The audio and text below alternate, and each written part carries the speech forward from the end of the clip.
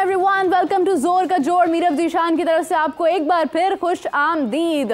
नाज़रीन, मैंने सोचा क्यों ना इस टाइम पर अपने व्यूअर्स के साथ इंटरेक्शन की जाए, बात की जाए। अच्छी सी सुबह हो रही है, वहाँ पर एक तरफ प्रेस कॉन्फ्रेंसेस हो रही हैं, इनामात देने की बातें की जा रही हैं, तो नाज़रीन इसके ऊपर बात करना बहुत ज़रूरी हो जाता है। दूसरी जानब नाज़रीन देखा जाए तो बहुत एक अहम सवाल है कि वर्ल्ड कप में यानी कि T20 2024 वर्ल्ड कप जो है, यहाँ पर एंट्री किस तरह से की जाएगी। क्या बॉलीवुड स्टार्स भी इसका हिस्सा होंगे?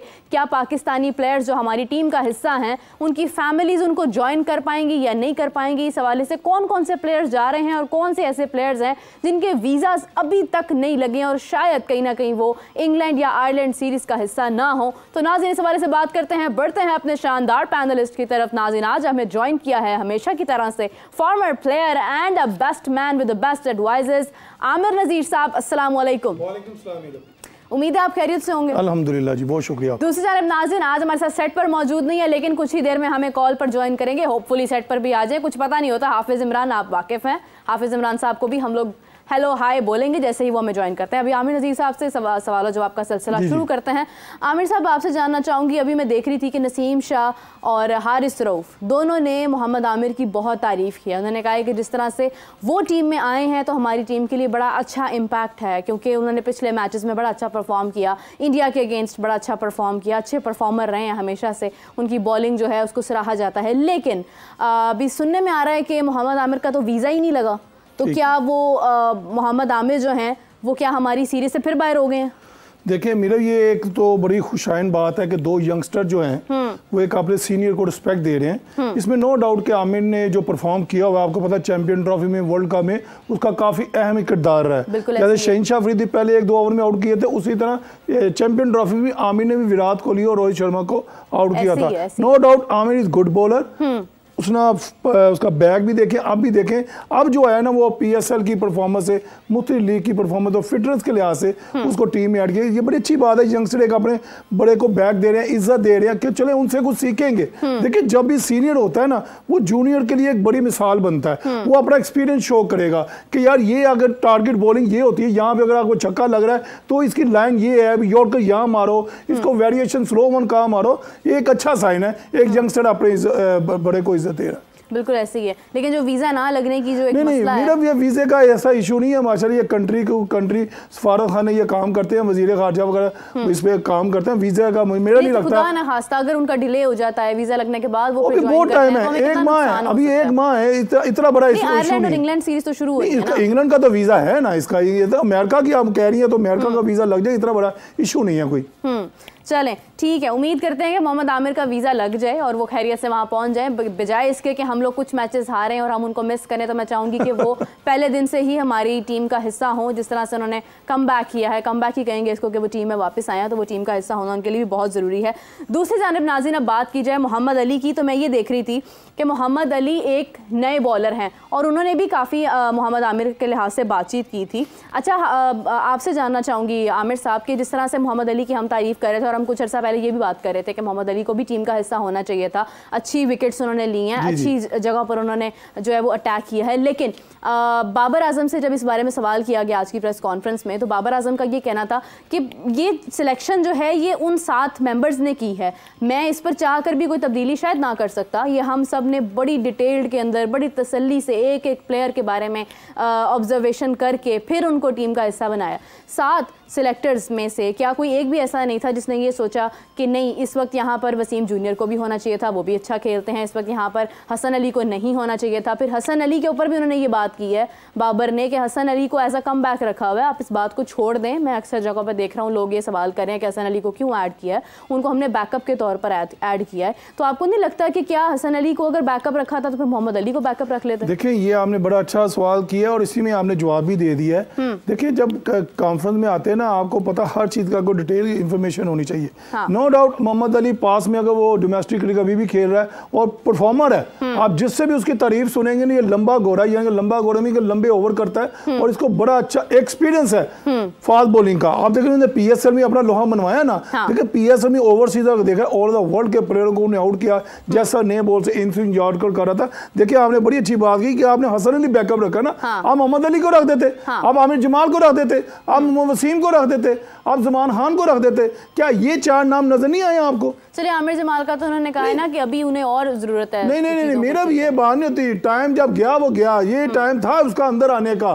देखो क्रिकेट खत्म नहीं हो रही, मसला ये कि आप उसकी फॉर्म को यूटिलाइज करें, ऑलराउंडर बनाया जाते हैं। अगर आप ओवरऑल दुनिया के देखें ना, ऑलराउंडर बीच में वही जिता रहे हैं। अगर वो बॉलिंग से नहीं करते तो अभी वो बैटिंग से कर रहे हैं, अगर बैटिंग से नहीं करते वो बॉलिंग से कर रहे हैं। ये चीजें आज का डिमांड है ऑलराउंडर की। मैं तो हैरान हूँ कि वो कह रहे जब वो उसके पास टाइम है। नहीं भाईजान, ये अभी उसको बना, क्या अभी रिसेंटली आप उधर नहीं देखा है उसको, ऑस्ट्रेलिया में उसने कहाँ परफॉर्म किया, वहां पे लोगों की टांगे कामती हैं परफॉर्म करना। उसने तो अपना लोहा मुना 12-13 आउट किया, ऑस्ट्रेलिया को आगे लगाया, उसने जैसी बैटिंग की है इससे अच्छी क्या परफॉर्मेंस होती है। अच्छा, उनसे ये भी पूछा गया कि हारिस रऊफ को आपने ऐड किया है जबकि वो इंजरी का शिकार थे, आप उनको थोड़ा गैप दे देते, आप किसी और प्लेयर को आगे ले आते। इस पर भी उन्होंने ये कहा है कि देखिए जी, हारिस रऊफ क्योंकि पुराने प्लेयर हैं और वो खेलते आए हैं, बेशक उन्हें वर्ल्ड कप के बाद बहुत ज़्यादा मौके नहीं मिले, लेकिन हमें ऐसे प्लेयर की ज़रूरत है जो टीम में थोड़ा एक्सपीरियंस रखता हो। आपको लगता है कि हारिस रऊफ का होना हमें मस्बत साबित हो सकता है? जैसे उसका एक स्टाइल है बॉलिंग करने का, नो डाउट हमें भी सब पता है, मैंने भी फास्ट बॉलिंग की है, लेकिन रन्स भी सबसे ज्यादा ये मैं इसी तरफ आ रहा हूँ। देखें जब आप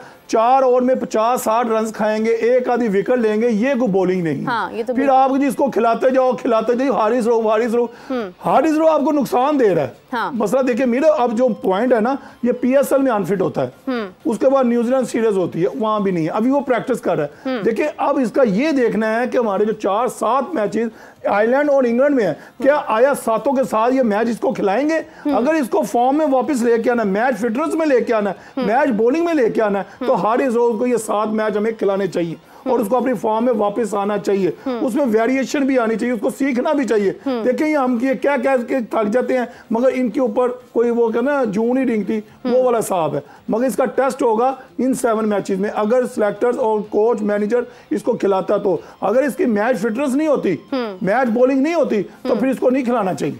अच्छा आमिर साहब, इसी के साथ साथ देखें जिस तरह वर्ल्ड कप है ना, तो प्लेयर्स की ख्वाहिश होती है कि उनके फैमिली मेंबर्स उनको ज्वाइन करें, वो भी उनको वहाँ पर बैठ के जो है वो एक सपोर्ट करते हैं, तो एक अलग किस्म की आप में एनर्जी आ जाती है। जैसे आप देखें कि PSL में हमारे पास जब बाबर आजम की मदर आई या जो भी प्लेयर्स की मदर्स आती रही हैं, वो अच्छा परफॉर्म करते रहे हैं, तो आपको लगता है कि वर्ल्ड कप में क्योंकि खिलाड़ी चाह भी रहे हैं कि हमारी फैमिलीज हमें ज्वाइन करें, क्या ये इनिशिएटिव लेना चाहिए कि उनकी फैमिलीज को वहाँ पर भेजना चाहिए उनके साथ? देखिए मेरा बात दरअसल ये है कि फैमिलीज का तो इशू नहीं होना चाहिए। बात यह है कि चेयरमैन क्रिकेट बोर्ड की स्वाब दे दी है कि हमें कितने वीज़ा इशू होते हैं, हमारी उधर रहने की फैसिलिटी क्या है, हमें किस तरह ग्राउंड में टिकट वगैरह मिल सकती हैं, ये तो चेयरमैन क्रिकेट बोर्ड की साथ पे डिपेंड करता है। तो अगर आपको इजाजत, वो कहेगा नहीं जी ऑनली आपकी क्रिकेट पे फोकस होना चाहिए, तो उसके ऊपर ही फोकस होगा ना। मसला ये है कि फैमिली का चले जाना अच्छी बात है, होने भी चाहिए, इसमें कोई ऐसी बात नहीं है, मगर ये सारा जो है ना वो चेयरमैन क्रिकेट बोर्ड पर डिपेंड करता है जी।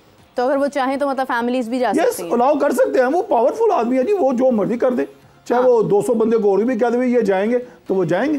बिल्कुल सही है। अभी जैसे रिसेंटली उन्होंने ये अनाउंसमेंट दी है कि कम से कम भी $1 लाख मैं हर प्लेयर को दूंगा अपनी टीम में से अगर वो वर्ल्ड कप लेकर आते हैं। तो अगर $1 लाख हर टीम मेंबर को मिल सकता है तो फिर तो फैमिलीज को भी भेजा जा सकता है। देखिए मेरा $1 लाख मैं कहता हूँ उन्होंने कम अनाउंस किया। अच्छा ठीक है, ये देखिए उन्होंने कहा फाइनल जीतेंगे, हाँ तब $1 लाख। बिल्कुल आप शुरू करते हर मैच $1 लाख दूंगा मैं, या इंडिया को हरा दो $2 लाख। अच्छा, आपको लगता है कि अगर ये $1 लाख का मतलब इनको मिलता है तो ये हरा सकते हैं? नहीं देखिए मेरा ये तो देखो एक कॉन्फिडेंस होता है, ये देखिए लालची नहीं है हमारे प्लेयर, अल्लाह का दिया, इनके पास बहुत ज्यादा कुछ है, अल्लाह इनको और दे। देखिए बात जरा से ये है कि जितना अल्लाह पाने की लिखा हो ना रिजक में वो इजाफा होगा, वो मेरे कहने से आप कम नहीं हो जाएगा।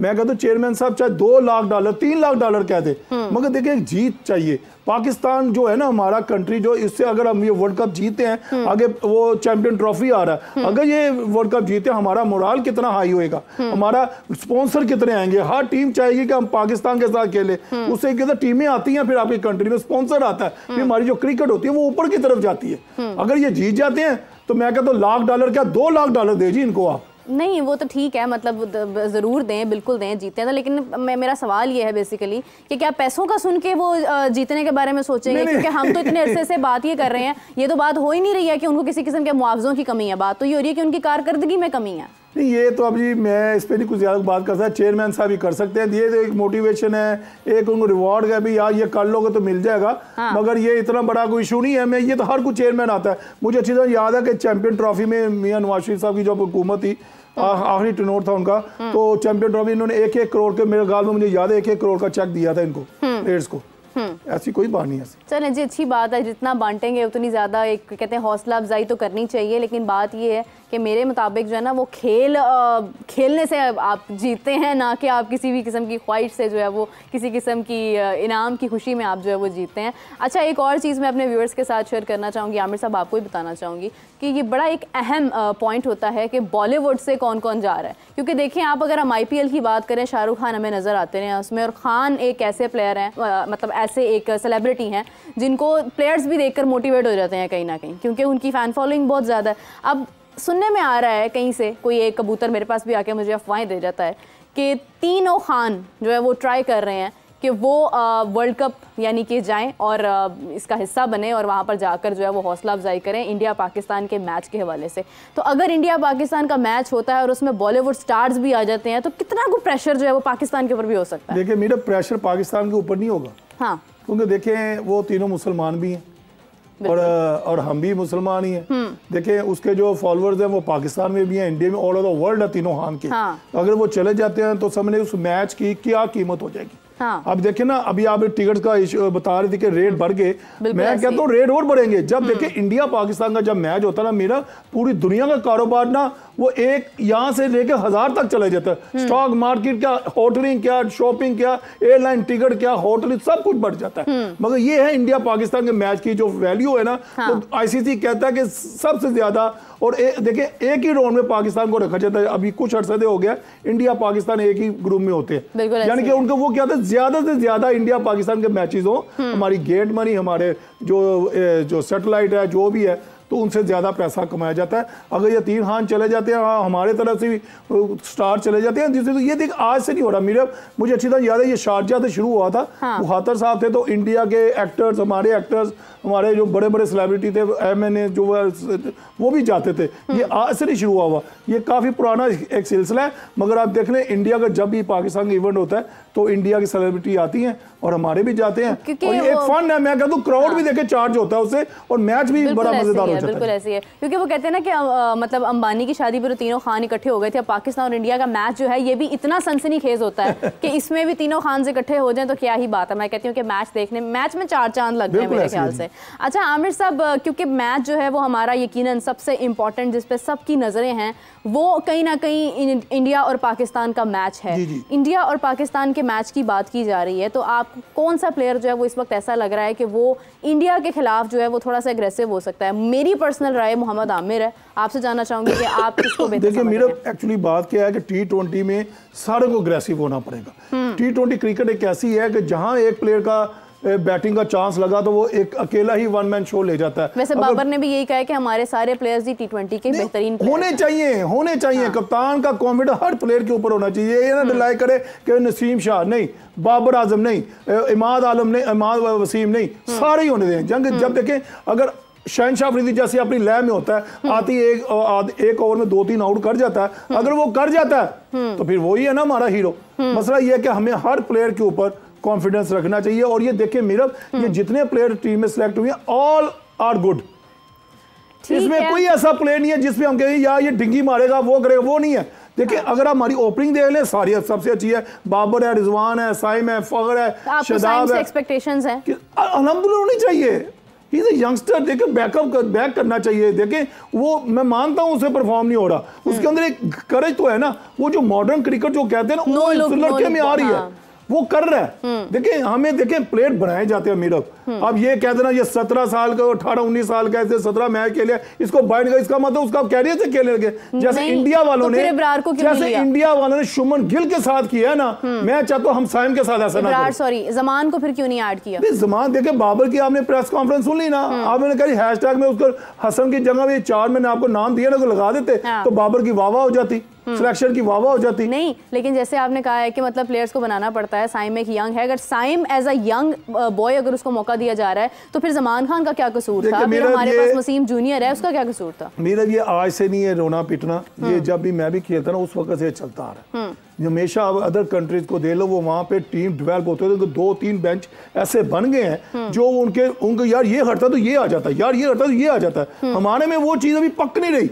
हम यंगस्टर को थोड़ा सा बैक पीछे कर रहे हैं। मसला ये है कि हमें उनको बनाना पड़ेगा, उनको हमें खिलाना पड़ेगा, चाहे वो हार जाए, चाहे बैट बॉलिंग करें, मगर ये है कि वो जब खेलेंगे तो वो बनेंगे। अगर मैं बेंच पे बैठाई रखेंगे, आपने उसको साल में 2 मैचेस खिलाने हैं तो इस तरह प्लेयर नहीं बनता। पर हमें साइम को बैक करना चाहिए। ठीक है, यानी कि हमें साइम को सपोर्ट करना चाहिए। ठीक हो गया। अच्छा, इसी के साथ साथ अभी क्योंकि कुछ देर पहले मैं इंडिया पाकिस्तान के मैच की बात कर रही थी तो मैं अपने व्यूअर्स को ये भी बताना चाहूँगी कि टिकट्स की, जैसे अभी आमिर साहब ने रिपीट की मेरी बात कि टिकट्स की हम कुछ देर पहले बात कर रहे थे कि आपको पता है कि सबसे एक्सपेंसिव जो टिकट्स हैं जिनकी बहुत ज़्यादा डिमांड होती है वो इंडिया पाकिस्तान के मैच की ही होती है। और अब देखना ये है कि इंडिया पाकिस्तान का जो मैच होने वाला है इसकी टिकट्स किस हद तक जा रही हैं। तो मैं बताना चाहूँगी, क्रिप्टो का नाम आप सबने सुना होगा और क्रिप्टो को इसीलिए ज़्यादा जाना जाता है क्योंकि एक्सपेंसिव एक चीज़ है, बहुत ज़्यादा एक आउट ऑफ द वे जाके एक्सट्रीमली लार्ज अमाउंट के अंदर उसको जो है वो आप डिवाइड करते हैं। लेकिन पाकिस्तान इंडिया मैच की जो रीसेल टिकट्स हैं वो भी कहीं ना कहीं इसी प्लेटफॉर्म पर जो है ना वो आपको मिलेंगी, क्योंकि जहां पर भी रीसेल टिकट्स की बात हो रही है उनकी कीमत कम से कम बढ़ती इतनी बढ़ती जा रही है कि अभी तक अगर आप उसको इंडियन रुपीज़ में डिवाइड करते हो तो कम से कम 1.86 करोड़ में वो जा रही है। पाकिस्तानी रुपीज़ में अगर आप उसको डिवाइड करते हैं तो 6 करोड़ से ऊपर जा रही है। तो अगर आपको डायरेक्ट टिकट्स मिल जाती हैं वेल एंड गुड है, लेकिन अगर आप सोच रहे हैं कि कहीं ना कहीं आप ब्लैक में टिकट्स खरीद लें तो आपके लिए बहुत महंगा पड़ने वाला है, क्योंकि इतना आसान नहीं है। इंतहाई महंगी टिकट्स इस वक्त जो है वो सेल हो रही हैं इंडिया पाकिस्तान की, जहां पर कहीं ना कहीं बॉलीवुड स्टार्स टिकट्स खरीद रहे हैं। वहां पर आप देखें कि जैसे जैसे खान्स ऐड होते जाएंगे वैसे वैसे टिकट्स की कीमतें भी ऐड होती जाएंगी। आमिर साहब, आपने क्योंकि इंडिया पाकिस्तान मैचेस यकीनन आप भी शामिल होंगे इसमें, तो आपको क्या मतलब आप सोचते हैं कि लोग इस हद तक स्पेंड करने पर मजबूर हो जाते हैं? ये देखिए, इंडिया के फैंस और पाकिस्तान के फैंस वो चाहते हैं इंडिया पाकिस्तान के मैचेस हो। हाँ। मैं जब से मैं खेलता हूँ ना अब तक भी देख रहा हूँ, इंडिया पाकिस्तान का जहाँ मैच होता है सबसे पहले इंडिया पाकिस्तान की टिकट बिकती है और वो कम दामों में नहीं बिकती। जैसे अभी आप फरमा रही हैं उसका रेट अगर 10,000 था ना वो $20,000 तक चला गया। ये इंडिया पाकिस्तान के मैच की एक खूबसूरती है और इसी तरह होता है। और हमारे फैंस माशाल्लाह देखने वाले हैं, इंडिया के बड़े फैंस हैं, वो जाएंगे। आप देखें 34,000 की कैपेसिटी है और आपको खच्चा खच वो बड़ा हुआ नजर आएगा स्टेडियम। बिल्कुल सही है। अच्छा, इसी के साथ साथ अभी इंडिया पाकिस्तान मैच की बात हो रही है तो बहुत ही किस्मतों के साथ रविश बिष्ट ने हमें ज्वाइन किया है। Ravish, hope you are doing well.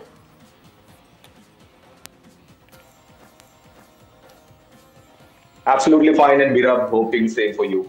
Yeah, exactly. I'm very good and I'm anxiously waiting about the match क्योंकि इंडिया पाकिस्तान जब आमने सामने होंगे, हम अभी उसी की बात कर रहे थे कि टिकट्स जो हैं उनकी कीमतें बढ़ती ही जा रही हैं। रविश, इंडिया से कितने परसेंटेज ऐसी लोगों की है जो लाजमी मैचेस देखने जाते हैं, स्पेशली अगर बॉलीवुड की बात की जाए, अगर बॉलीवुड से कोई सेलिब्रिटी वहाँ पर, क्योंकि डेफिनेटली जाना पसंद करेंगे लोग, तो क्या आपको लगता है कि इंडिया की ऐसी जनरेशन जो है, स्पेशली जो यंग जनरेशन है, वो चाहेगी कि वो जाए वहाँ पर?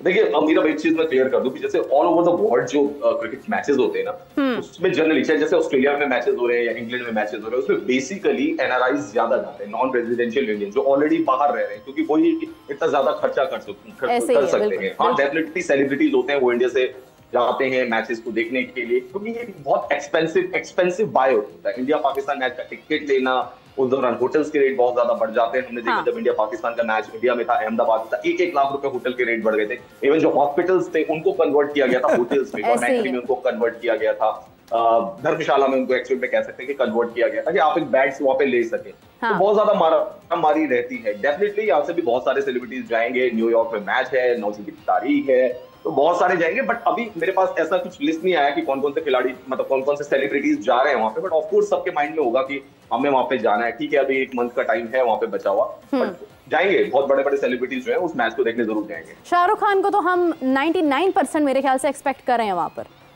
प्रीति जिंटा भी अक्सर ऐसे मतलब कि ना लाजमी मैचेस में होती हैं।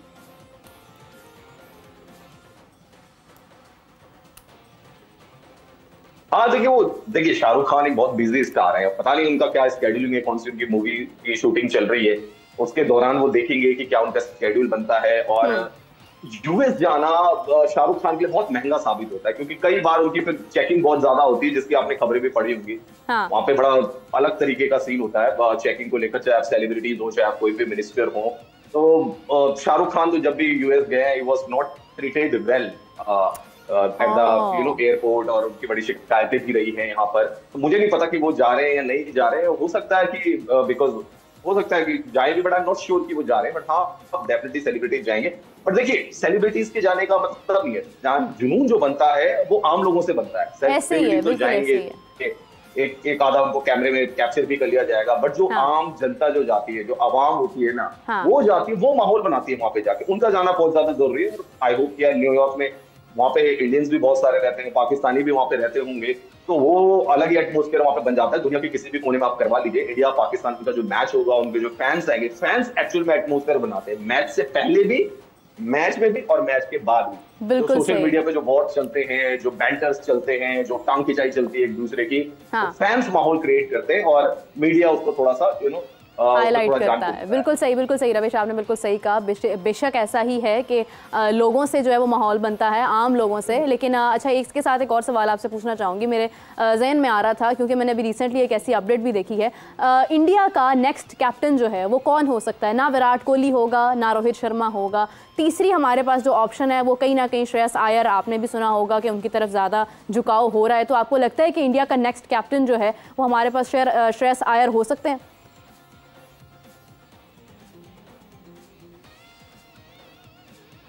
नहीं, देखिए, श्रेयस अय्यर मुझे लगता है कि उस रेस में शायद पीछे छूटते हुए जा रहे हैं। मेरा देखिए, अगर आप 6 मंथ पीछे जाएंगे, इंडियन क्रिकेट को आप 6 मंथ पीछे देखेंगे, तो हार्दिक पांड्या जो थे वो कंटेंडर थे व्हाइट बॉल फॉर्मेट में कैप्टनसी करने के। लेकिन आपको नहीं लगता कि हार्दिक पांड्या कैप्टनसी की वजह से ऑलरेडी बहुत शिकार हो चुके हैं लोगों की बातों का, तनकीद का, तो शायद उनको लोगों की इतनी सपोर्ट ना हो एज अ कैप्टन?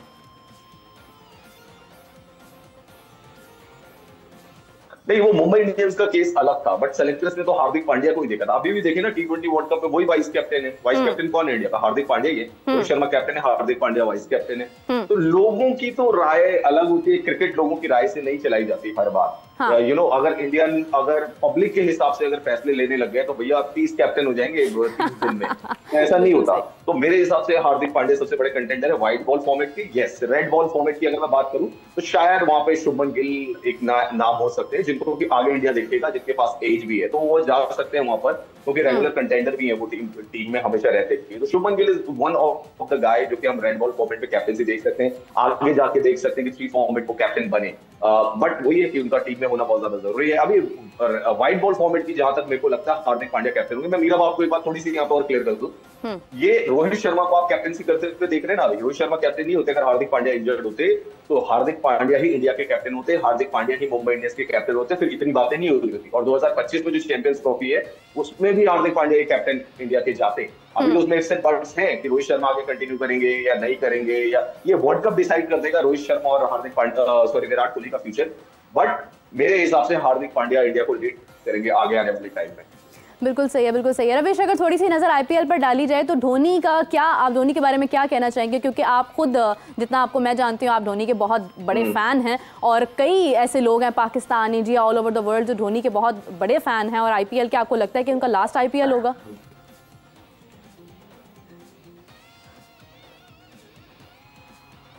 चले पहले आपसे पूछता हूँ, मैं रोज आप मुझसे सवाल पूछते हैं, मेरा बात आपसे पूछता हूँ, आपका फेवरेट इंडियन क्रिकेटर कौन है?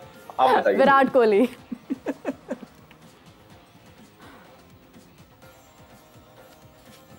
विराट कोहली, आप क्यों, आपको विराट कोहली पसंद है? विराट कोहली मुझे ऑनेस्टली, खेलते तो सभी बहुत अच्छा है, जो साफ बात है, सब बहुत अच्छा खेलते हैं। विराट कोहली की एक तो मुझे ऑनेस्टली बहुत पसंद है। अभी जैसे रिसेंटली उन्होंने बात की, उनसे पूछा कि अगर आप क्रिकेटर ना होते तो आप क्या होते? उन्होंने कहा कि मैं एक बिजनेसमैन होता, लेकिन फिर कहते हैं यार मैं बिजनेसमैन होता तो मुझे 200% लोग जो है वो कम से कम धोखा दे जाते, मैं इतना शायद समझ ही ना पाता। मैं एज अ क्रिकेटर बनने के बाद शायद मैं हुआ हूँ कि मैं सोचता हूँ कि अब मैं बिजनेस को थोड़ा थोड़ा समझता हूँ। एक छोटी सी बात है, आप देखें, और उनकी ऑनेस्टी है। दूसरा, उनकी फिटनेस से मैं बहुत ज़्यादा इंस्पायर होती हूँ। काफ़ी प्लेयर्स ऐसे हैं जो फिटनेस के लिहाज से बहुत अच्छे हैं, लेकिन विराट कोहली स्पेशली जब से उन्होंने अनुष्का से शादी की है तो मुझे उनका कपल ही इतना अच्छा लगता है कि मेरी सारी जो है ना वो इंटेंशंस जो है वो विराट की तरफ जाती हैं।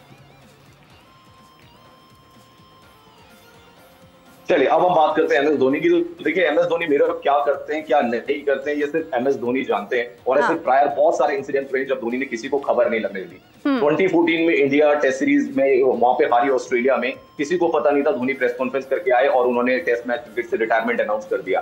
उसके बाद 2019 का 50 ओवर वर्ल्ड कप हुआ इंग्लैंड में, वो खत्म हो गया। लोगों को लगा कि धोनी का करियर खत्म हो गया या वो आगे खेलेंगे। धोनी ने 1 साल के बाद ये रिवील किया कि he is not gonna play for India और फॉर इंटरनेशनल क्रिकेट। अब यहाँ पे पिछले साल भी ऐसे ही लग रहा था कि शायद धोनी का ये आखिरी साल होगा। पिछले 3 सालों से तो जज कर रहे हैं लोग कि ये धोनी का आखिरी साल होगा, ये धोनी का आखिरी साल होगा, ये धोनी का आखिरी, लेकिन धोनी ने किसी को नहीं बताया। मुझे लगता है कि जो उनकी परफॉर्मेंस चल रही है और जो टीममेट से हमने बात करी है, शायद धोनी एक सीजन और खेल सकते हैं। क्योंकि अभी हम देख रहे हैं कि वो उनका रोल चेंज हो गया है। वो ड्रेसिंग रूम से सेट होकर आते हैं, अपने लिए 10-15 गेंदें ही बस रखते हैं और आते ही शॉट मारना शुरू कर देते हैं। अगर आप धोनी भूमिका में होते कि वो इनिंग्स प्ले कर रहे होते, मतलब बिल्ड कर रहे होते इनिंग या पार्टनरशिप बिल्ड कर रहे होते, वो रोल धोनी के पास अभी है नहीं। He is good behind the wickets, he is good at DRS, और वो जो हिटिंग कर रहे हैं लास्ट में आके जो स्लॉगिंग कर रहे हैं उसमें भी वो अच्छे हैं। तो मुझे लगता है कि 1 साल शायद एमएस धोनी और खेल सकते हैं। चले हम होप करते हैं, क्योंकि धोनी की जो एक प्रेजेंस है ना, उसी से मुझे लगता है कि पूरी टीम को एक सपोर्ट मिल जाती है कि Dhoni is the part of this team. और एक जिस तरह से वो साउंड प्ले करते हैं, जिस तरह से वो मैच को आगे लेकर जाते हैं, he is the only player कि जब वो टीम का हिस्सा होते हैं ना तो टीम खुद ब खुद स्मूथली चलती रहती है। रविश, आपका बहुत शुक्रिया, आपने हमें ज्वाइन किया। आपसे इंशाल्लाह दोबारा बात होगी। अभी आमिर नज़ीर साहब हमारे साथ मौजूद है, तो मैं उनसे थोड़ा सा सवालों जवाब का सिलसिला शुरू करना चाहूँ। आमिर साहब, जैसे इन्होंने तारीफ़ की धोनी की, मैंने तारीफ़ की विराट कोहली की, आपका फेवरेट प्लेयर इंडियन टीम में कौन है? देखिए मेरा ये जो दोनों प्लेयरों का आप नाम ले रही हैं ना, इसमें नो डाउट ही द मेंटर टफ बहुत ज़्यादा है। उनकी फिटनेस आप देख लें। विराट कोहली जैसा आपने कहा, मैं भी उसका बहुत बड़ा फ़ैन हूँ। इसलिए हूँ कि जब आप उसकी रनिंग बिटवीन द विकेट देखते हैं ना, वो 1 को 2, 2 को 3 बनाता है। तो ये देखें, यही एक क्लास है, यही एक फिटनेस, कितना आप स्ट्रॉन्ग अपना ज़हन के लिहाज से कि हमने अपनी क्रिकेट को कितना इंप्रूव किया है। इसलिए वो नंबर 1 है, इसलिए वो नंबर 1 प्लेयर है, इसलिए वो दुनिया में हर जो फैन है पूरी दुनिया में उसको वो लव करते हैं कि ये हमारा अच्छा क्रिकेटर है। देखिए आपने धोनी की बात की, देखिए धोनी ने जब आफ्टर सौरभ गांगुली, गौतम गंभीर ने जब कैप्टनसी छोड़ी तो सारी भागदौड़ इसने संभाली थी।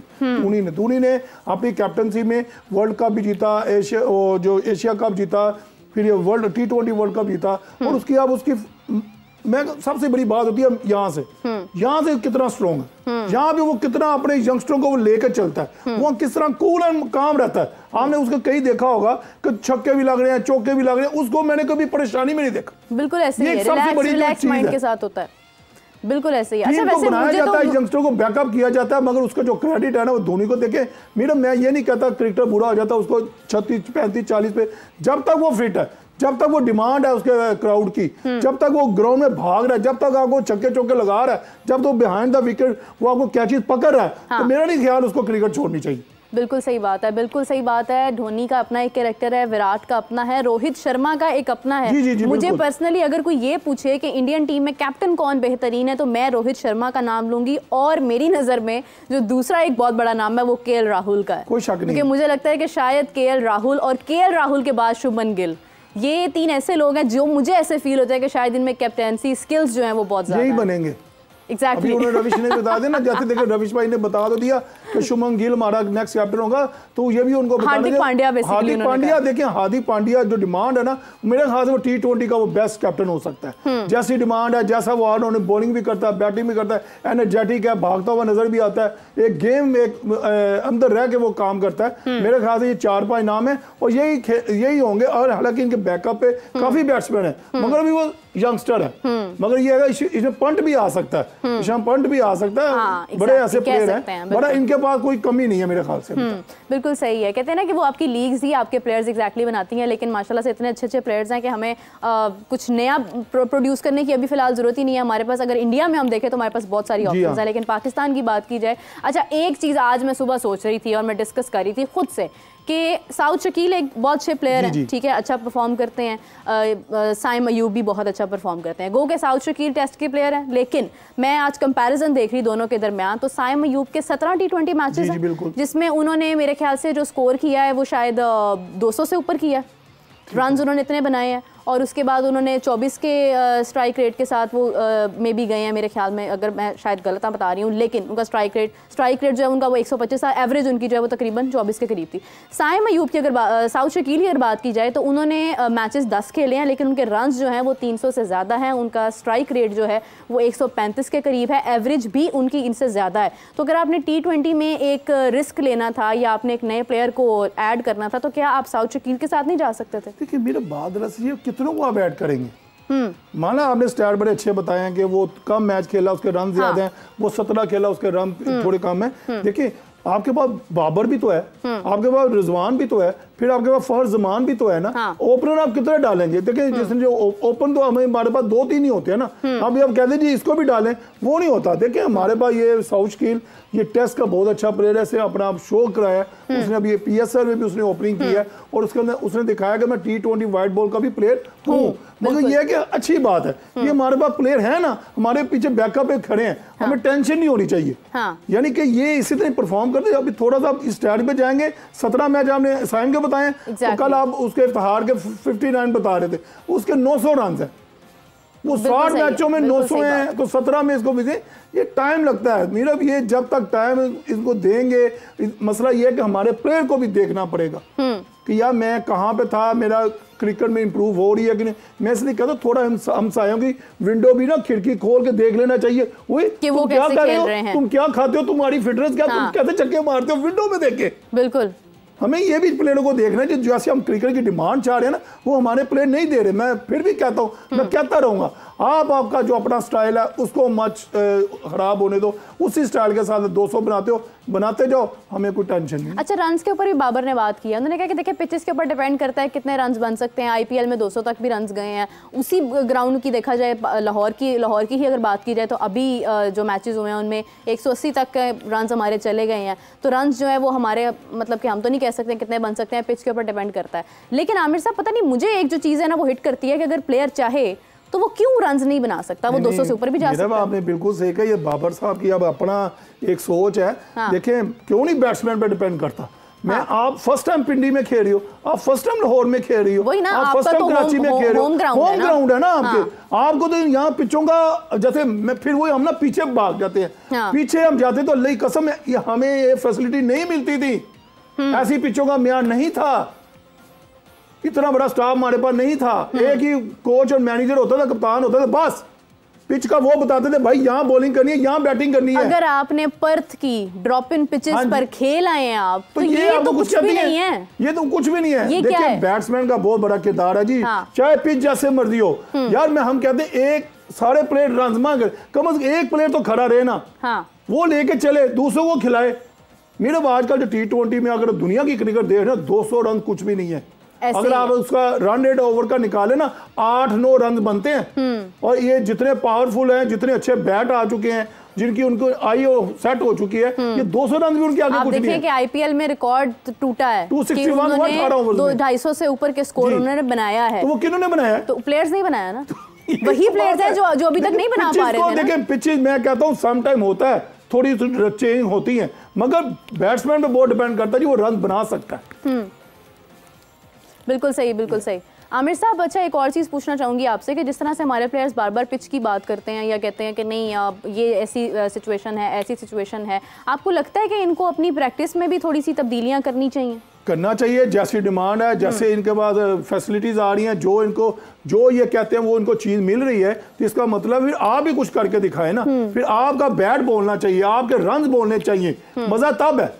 यानी कि आपको चीजें ना दी जाए तो फिर क्या, हाँ यार इसके साथ ज्यादती हो रही है, इसको प्रैक्टिस नहीं मिल रही, इसको रोबो आएंगे, एक बंदा नहीं मिल रहा, एक मशीन वाला बॉल वाला नहीं मिल रहा, ये सारी चीजें। मगर अब इनके ऊपर बहुत डिपेंड करता है। ये देखे मेरा, हमने अगर अपनी क्रिकेट को ऊपर लेके जाना है, यही हमारे 5-4 प्लेयर हैं जो हमारे अभी जो हैं करंट, वो हमारी क्रिकेट को आगे लेके चलेंगे। अगर इन्होंने अच्छी क्रिकेट खेली है, जो हमारे बैकअप पे बैठे हैं यंगस्टर हैं, जो भी हैं सीनियर क्रिकेटर हो रहे हैं, वो उनको लिए इनको लाइन देनी चाहिए कि ये भजन हमने इस क्रिकेट का म्यार जो ना यहाँ छोड़ा रहा था, इसको आगे लेके चलना है। इन 5-6 सीनियर पे बहुत डिपेंड करता है। बिल्कुल ऐसे ही। अब एक बहुत ही अहम सवाल मेरे ज़हन में आ चुका है और आमिर साहब की तरफ मैं उसको थ्रो करना चाह रही हूँ कि आमिर साहब, वर्ल्ड कप में क्योंकि वेस्ट इंडीज़ खेल रहा है और वेस्ट इंडीज़ की टीम बहुत ज़बरदस्त है, मानना पड़ेगा, और वेस्ट इंडीज़ जो है वो क्योंकि उनका होम ग्राउंड भी होगा, मैक्सिमम मैचेस जो हैं वो वेस्ट इंडीज़ के अंदर भी हैं, तो आपको लगता है कि इस बार अगर ट्रॉफी की बात की जाए तो वेस्ट इंडीज़ हमें फाइनल में नजर आता है? वैसे कबल अज वक्त है, लेकिन मेरा देखिए कबल इस वक्त है। देखिए जो उसकी टीम है, जो उनके प्लेयर हैं, पावल जो है, होप जो है, हेटमायर जो है, उनका पुरान जो है, जोसेफ है, यानी कि वो प्लेयर हैं जो ऑल ओवर द वर्ल्ड की तमाम लीग खेल रहे हैं और वहां के माने हुए प्लेयर हैं। 1 2 3 4 पे वो खेलते हैं, वो मैच विनर है, मैच फिनिशर है, और बॉलिंग भी देख लें उनकी, आकिब हुसैन है, बड़े अच्छी टीम है, यानी कि हम इसको अंडर एस्टिमेट नहीं कर सकते। इस टीम को याद रखिएगा। इस दफा मुझे लगता है कि कोई धमाका कर देगी। देखिए करना चाहिए, होम कंट्री में उनका वर्ल्ड कप हो रहा है काफी अरसे के बाद, तो वो तो मेहनत करेंगे, और हमें वेस्ट इंडीज के तमाम प्लेयर का पता है उनमें पोटेंशियल है, वो मैच विनर है सारे। और मैं कहता हूं कि हमें उस टीम को रेट करना चाहिए, हो सकता है 1 2 3 4 में वो आ जाए, जैसे वो उनको न्यूयॉर्क का भी पता है और उनको अपने कंट्री का भी पता है, और उनको अपनी होम ग्राउंड के हर तमाम पिचेस का पता है। फायदा हर कोई कंट्री उठाता है, ये भी उठाएंगे, और इसकी टीम वेस्ट इंडीज की जो टीम मैं जो देख रहा हूँ ना, वो बहुत डेंजरस होगी। ठीक हो गया। अच्छा, थोड़ा सा फिर अब इंडिया की तरफ आ जाते हैं, जरा ना बैलेंस रहना चाहिए, क्योंकि इंडिया पाकिस्तान का मैच जो है ना वो बड़ा इंपॉर्टेंट होगा और इसी की तरफ ज़्यादा नजरें हैं, तो मैं भी थोड़ा सा अपने शो में भी ज़रा बैलेंस रखना चाह रही हूँ इंडिया पाकिस्तान दोनों की तरफ। अच्छा, इंडिया की अगर स्क्वाड की बात की जाए तो रिजर्व में हमारे पास शुभमन गिल का नाम फिर भी है, लेकिन उसमें KL राहुल का नाम फिर भी नहीं है। नहीं, रिजर्व में नहीं है, रिजर्व में है, मैंने नहीं देखा। KL राहुल का नाम मैंने नहीं देखा। KL राहुल रिजर्व में है, रिंकू सिंह है, और ये है जनाब ये शुभमन गिल है। शुभमन गिल है। तो क्या आपको नहीं लगता कि इनको स्क्वाड का ही हिस्सा होना चाहिए था? आप इतने मेन प्लेयर्स को अगर एक तरफ कर रहे हैं, वो कि ये सवाल मुझे रविश से भी करना चाहिए था, लेकिन ये है कि हम as a like third person, क्योंकि हम उनके ऊपर शायद ज़्यादा बेहतर बात कर सकते हैं, कि KL राहुल को इसका मेन हिस्सा होना चाहिए था। देखिए मीरा, मैंने आप जब ये इनकी टीम अनाउंस हुई थी ना, आप भी थे, आप साहब भी थे, मैंने उसी दिन कहा था कि मैं आई एम वेरी शॉक कि यानी कि गिल जैसा प्लेयर 15 में 9, KL राहुल जैसा प्लेयर 15 में 9, ये एक सोचने वाली बात है। इसलिए है कि अगर आपने देखा हो इंडिया पाकिस्तान का जब भी मैच होता था कंट्री के साथ, जहां से ऊपर से रोहित शर्मा, कोहली आउट होता था ना, तो वो जनाब ये KL राहुल टीम को लेकर चलता था। एक विराट के साथ इसकी पार्टनरशिप होती थी, क्योंकि उसमें सीनियरिटी भी आ जाती है, उसमें एक्सपीरियंस भी आ जाता है, उसमें मैच के साथ खेलने का तरीका है, उसको आता है। गिल थोड़ा सा मुख्तलिफ है, अग्रेसिव है, आजकल की जो क्रिकेट है वो रन बना रहा है। मेरे ख्याल से इन दोनों को टीम में होना चाहिए, मगर अब जैसे वो कहते हैं जी हमारे इनसे अच्छे ये प्लेयर है, तो आपको पता चल जाएगा। आज मेरी बात लिखने ये, अगर उसे विराट कोहली, रोहित शर्मा आउट हुए ना, इनको लग पता जाएगा, इनके मुश्किल आ जाएगी। मैं एग्जैक्टली आ जाएगी। और हमारे देखिए पहला मैच हमारा 9 तारीख को है ना, अगर इंडिया हमारे पाकिस्तान फास्ट बॉलर ने अच्छी लाइन और लेंथ पे बॉल किए ना, तो पाकिस्तान की बॉलिंग को हल्का ना लिया जाए ना, इस दफा तो बिल्कुल नहीं लिया जा सकता है, क्योंकि मेरा ये सवाल करने का मकसद ही ये था कि मुझे आगे इस बात के ऊपर आना था कि हमारा जब ये मैच होगा 9 को, यानी पाकिस्तान और इंडिया आमने सामने होंगे, तो बॉलिंग की वजह से हमेशा पाकिस्तान कहीं ना कहीं थोड़ा सा पीछे रह जाता है, क्योंकि आप गेम जीतते ही विकेट्स लेने के बाद है। और इस दफा हमारे पास जबरदस्त किस्म के बॉलर्स हैं, हमारे पास इमाद है, हमारे पास मोहम्मद आमिर है, और इंडिया ने जिस तरह से अपना स्क्वाड अनाउंस किया है, इंडिया कहीं ना कहीं जो है ना वो मुझे लगता है कि किसी पॉइंट पर वीक पड़ सकता है। वर्ल्ड कप था, T20 था, आपने विराट कोहली, रोहित शर्मा के ऊपर सारा मैच कैसे रिलाई कर दिया? आपको कहीं ना कहीं KL राहुल को इसका हिस्सा बनाना चाहिए था, शुभमन गिल को इसका मेन हिस्सा बनाना चाहिए था। मैच जो है उसका झुकाव पाकिस्तान की तरफ हो सकता है। आमिर साहब अब क्या कहेंगे? बिल्कुल हो सकता है मीरब, जैसे आपने अभी उनके प्लेयर्स का नाम बताया ना, देखिए अभी आमिर से आने से इंडिया के ऊपर और कंट्री के ऊपर प्रेशर होएगा, क्योंकि नो डाउट आमिर की जो स्विंग है, जैसे वो अग्रेसिव बॉलिंग कर रहा है, आगे से उसका बॉल हिल रहा है और अंदर लेके आता है, इज डेंजरस। दोनों साइड से शहीनशाह अफरीदी और आमिर जब गेंद करेंगे तो वो तो परेशान होंगे कि यार एक ही टाइप का बॉलर, ये भी अंदर बॉल लेके आ रहा है, यार ये बाहर भी निकाल देता है, यॉर्कर भी नया बॉल ये करना चाहते हैं। दूसरी टीम के ऊपर प्रेशर लाजमी होएगा।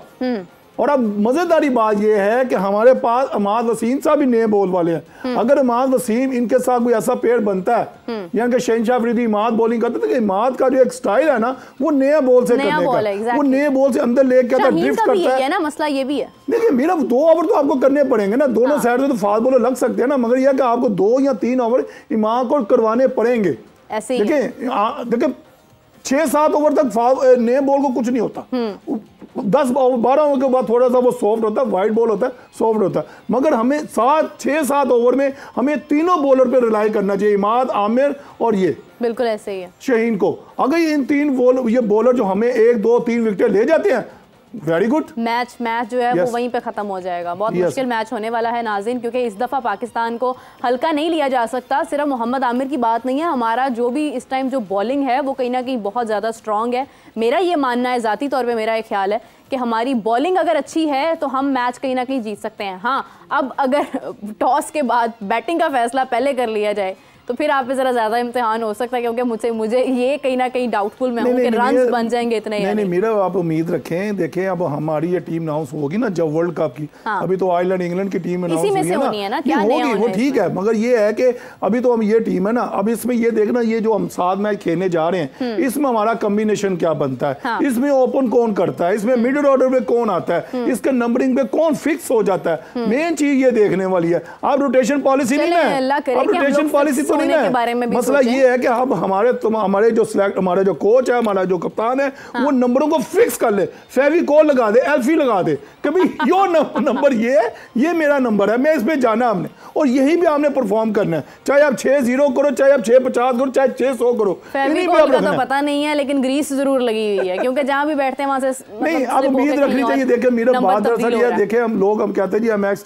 जो है वो बातें करते नहीं, हम बाहर नहीं करते, हम उनकी सलाह करते हैं। आप हमारी जाती कोई नहीं होती, हम जस्ट आपकी क्रिकेट पे बात करते हैं, जो आप हमें दिखाते हैं उस पे लोग हमें आपसे सुनना चाहते हैं, हमसे सुनना चाहते हैं कि सर हमारा प्लेयर ये बाबर आजम इतना ग्रेट प्लेयर है, ये क्यों नहीं आगे लेके जा रहा है, ये अपने स्ट्राइक नहीं पूरा। जरूरी होता है देखिए, तारीफ करने के लिए तो पूरी दुनिया है, लोग आपकी तारीफ करते हैं, यहाँ तक कि आपके गुजरने का इंतजार करते हैं कि यहाँ से अभी बाबर गुजरेंगे, यहाँ से रिजवान गुजरेंगे, शाहीन गुजरेंगे, नसीम शाह गुजरेंगे, आपकी पिक्चर्स बना कर लोग सोशल मीडिया पर पोस्ट करते हैं, उसको पेंट करके पोस्ट करते हैं। फैन आपकी पूरी दुनिया है, लेकिन मेरे ख्याल से कि कुछ ऐसे लोग होने चाहिए जो आपके वीक पॉइंट्स पर बात करें ताकि आप उनको मजीद बेहतर बना सके। जैसे बाबर ने कहा भी आज कि मेरी हर तरफ नज़र होती है, मुझे पता है मीडिया में जो गुफ्तगू हो रही है, तो वो ये चीज़ है कि उसका यही फ़ायदा है कि आपको मशवरा मिल जाता है। बाज़ औक़ात आप भी किसी सोच का शिकार होते हैं, आपको समझ नहीं आ रही होती है, तो आपको एक बेहतर राय मिल जाती है, आपको समझ आ जाती है कि आपने किस तरह से चीज़ों को फिक्स करना है। आमिर साहब, आपका बहुत शुक्रिया, कुछ कहना चाह रहे हैं आप? देखिए मैं कहता हूँ मीडिया में पता चलता है, मीडिया को अपना दोस्त समझें, मीडिया को ये मत करें ये दुश्मन है हमारे, आपके दुश्मन है, क्योंकि मीडिया ही आप लोगों को बनाता है, मीडिया ही आपके हर चीज को आगे हाईलाइट करता है, मीडिया ही आपके नाम को एक अलिफ से लेकर वो जेड तक लेके जाता है। मीडिया और वो आपके हैं, आप ही के कंट्री के, आप ही को हम सपोर्ट करने के लिए तो बैठे हुए हैं। आप जीतेंगे हम आपके साथ हैं, अब हारेंगे तब भी हम आपके साथ हैं, मगर पॉजिटिव नहीं मैं तो देखिए आई एम ए क्रिकेटर, मैं भी पाकिस्तान से खेला, मुझे पता है कि हार कोई नहीं चाहता को हारूं मैं। बहरहाल ये है कि पाकिस्तान अच्छा खेले, हम हाजिर हैं इनकी खिदमत में जनाब। बिल्कुल ऐसे ही है। बहरहाल उम्मीद करते हैं कि इस बार का जो T20 वर्ल्ड कप है वो पाकिस्तान के नाम हो, ताकि हम लोग जो है वो इतने अरसे बाद, मुसलसल हार के बाद एक ऐसी बड़ी जीत अपने नाम करें जिसके बाद हमारे अंदर कॉन्फिडेंस बिल्ड हो और हम आगे आने वाले मैचेस में और भी अच्छा परफॉर्म करें। आमिर साहब, आपका बहुत शुक्रिया, आपने अपना कीमती वक्त दिया। I would like to say thank you to Ravish as well, उन्होंने हमारे साथ काफ़ी अच्छी बातें आज की हैं। तो नाज़रीन, आपसे मुलाकात होगी कल, तब तक के लिए मीरब ज़ीशान को इजाज़त दीजिए। अल्लाह हाफ़िज़।